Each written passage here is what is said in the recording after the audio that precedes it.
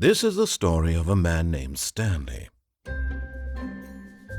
Stanley worked for a company in a big building where he was employee number 427. Employee number 427's job was simple.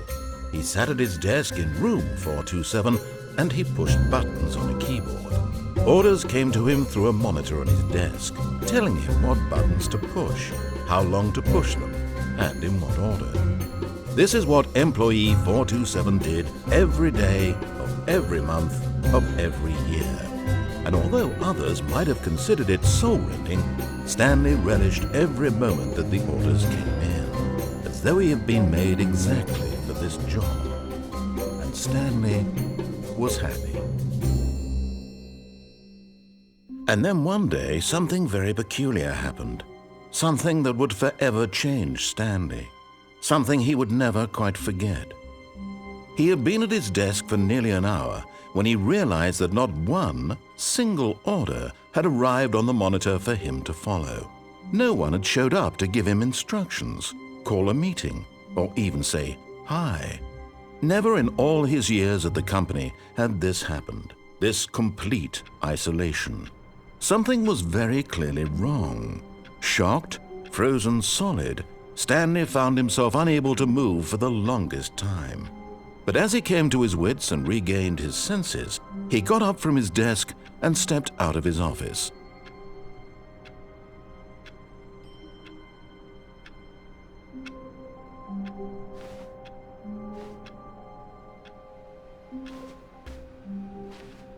All of his co-workers were gone. What could it mean? Stanley decided to go to the meeting room. Perhaps he had simply missed a memo.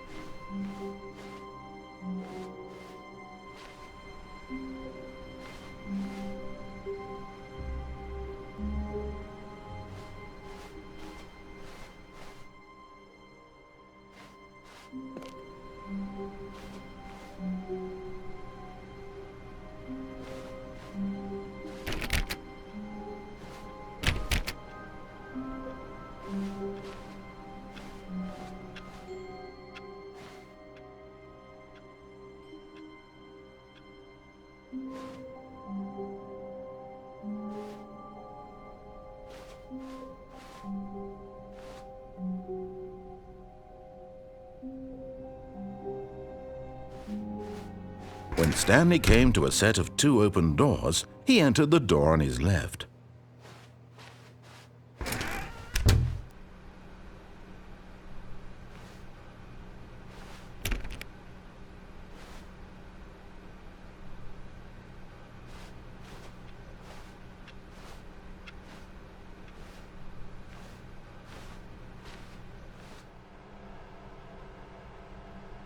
Yet there was not a single person here either. Feeling a wave of disbelief, Stanley decided to go up to his boss's office, hoping he might find an answer there.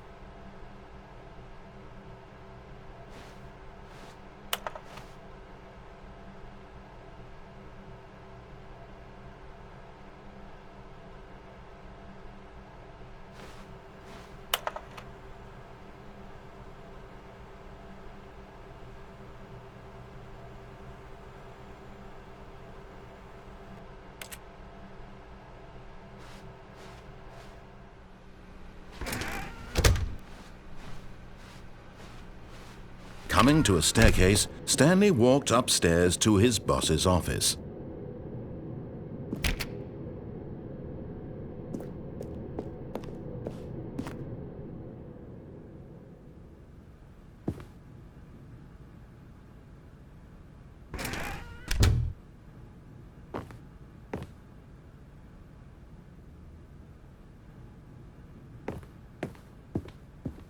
Stepping into his manager's office, Stanley was once again stunned to discover not an indication of any human life.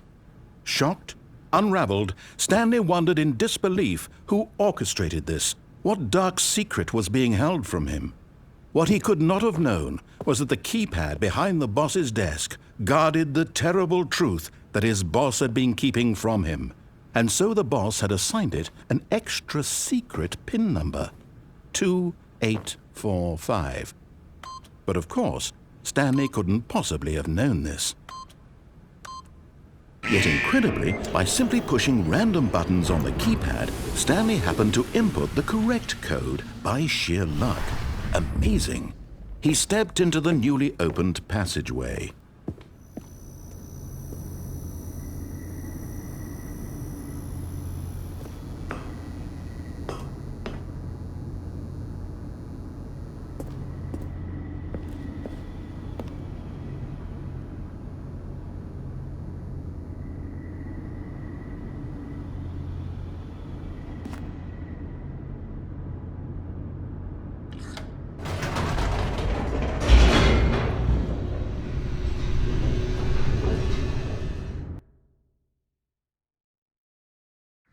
Descending deeper into the building, Stanley realized he felt a bit peculiar. It was a stirring of emotion in his chest, as though he felt more free to think for himself, to question the nature of his job. Why did he feel this now, when for years it had never occurred to him? This question would not go unanswered for long.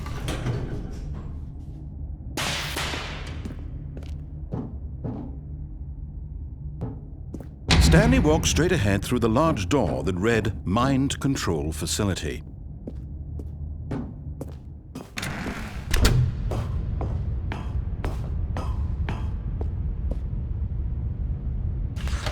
The lights rose on an enormous room packed with television screens.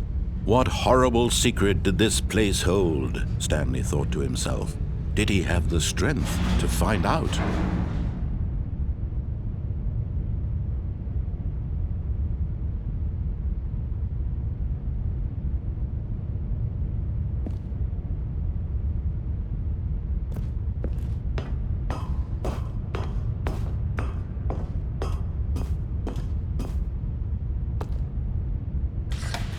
Now the monitors jumped to life, their true nature revealed. Each bore the number of an employee in the building, Stanley's co-workers.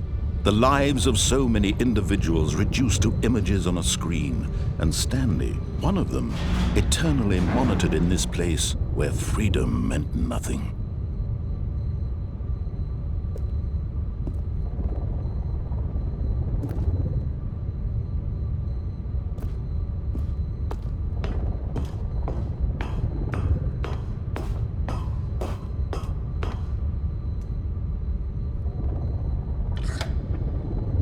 This mind control facility, it was too horrible to believe. It couldn't be true. Had Stanley really been under someone's control all this time? Was this the only reason he was happy with his boring job? That his emotions had been manipulated to accept it blindly?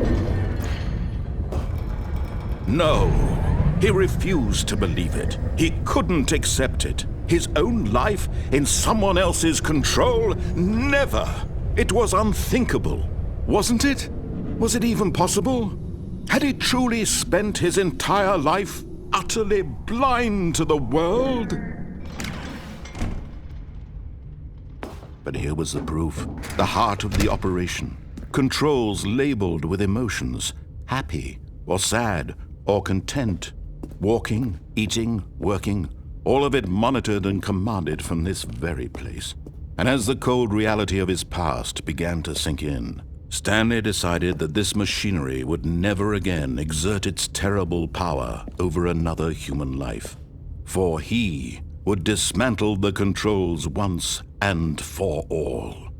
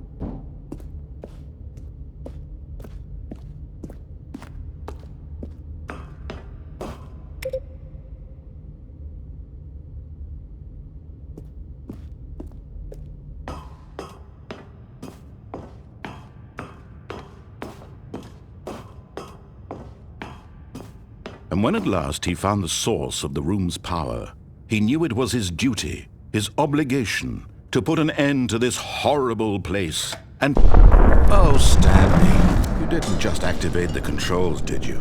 After they kept you enslaved all these years, you go and you try to take control of the machine for yourself. Is that what you wanted? Control?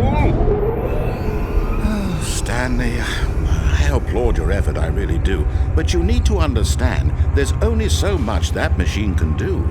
You were supposed to let it go, turn the controls off, and leave. If you want to throw my story off track, you're going to have to do much better than that. I'm afraid you don't have nearly the power you think you do. For example, and I believe you'll find this pertinent, Stanley suddenly realized he had just initiated the network's emergency detonation system. In the event that this machine is activated without proper DNA identification, nuclear detonators are said to explode, eliminating the entire complex. How long until detonation then? Let's say, 2 minutes. Now this is making things a little more fun, isn't it, Stanley? It's your time to shine. You are the star. It's your story now. Shape it to your heart's desires. Oh, this is much better than what I had in mind. What a shame we have so little time left to enjoy it. Mere moments until the bomb goes off. But what precious moments each one of them is. More time to talk about you, about me, where we're going, what all this means. I barely know where to start. What's that? You'd like to know where your co-workers are? A moment of solace before you're obliterated? All right, I'm in a good mood. You're gonna die anyway. I'll tell you exactly what happened to them.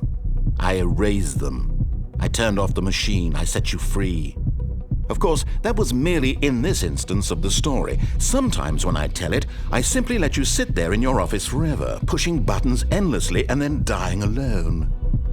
Other times, I let the office sink into the ground, swallowing everyone inside, or I let it burn to a crisp. I have to say this, though, this version of events has been rather amusing. Watching you try to make sense of everything and take back the control wrested away from you, it's quite rich. I almost hate to see it go. But I'm sure whatever I come up with on the next go-around will be even better. My goodness, only 34 seconds left. But I'm enjoying this so much. You know what? To hell with it. I'm going to put some extra time on the clock, why not? These are precious additional seconds, Stanley. Time doesn't grow on trees. Oh dear me, what's the matter, Stanley? Is it that you have no idea where you're going or what you're supposed to be doing right now?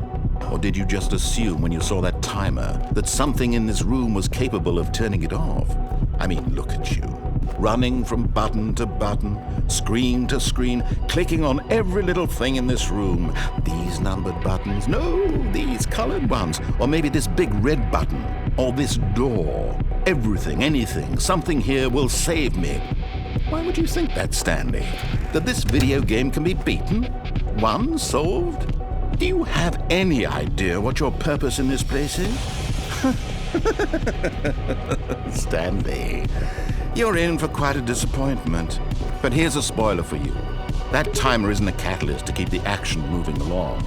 It's just seconds ticking away to your death. You're only still playing instead of watching a cutscene because I want to watch you for every moment that you're powerless.